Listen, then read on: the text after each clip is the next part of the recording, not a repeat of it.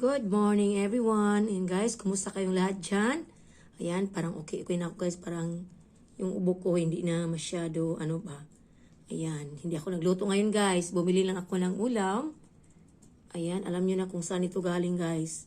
Bawal naman ipakita natin yung nila kasi hindi naman tayo endorser ng kanilang product. Kaya, yan.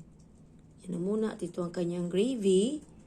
Ayan, dalawang gravy. Guys, nilagay ko na lang sa at itong kanilang rice. Yan, may idea na siguro kayo kung saan ko ito binili.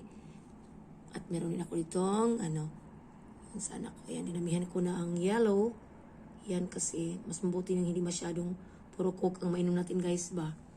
Mas maganda, marami ang yellow or ice. Ayan. Yan, pero ito talagang paborito ko guys. Itong chicken nila ba. Kasi iba talaga ang timpla nila, no?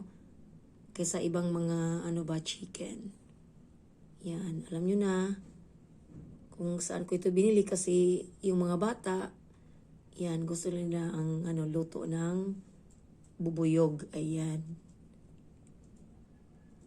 Yan, pagkatapos ito guys, maglalaba na naman ako. Ayan.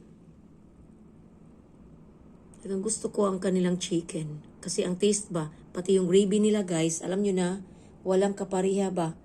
Iba talaga ang taste ng kanilang gravy. Ayan Tapos masarap ang nila. Timpla pati sa chicken. Hindi talaga guys, no? Makapariho ba yung iba? Yung ibang din. Ayan, kain tayo guys. Ayan, hanggang na to guys, pananghalian kasi tanghali na. Ayan, thank you for watching. Love you all. Ayan, ang sarap talaga ng chicken ng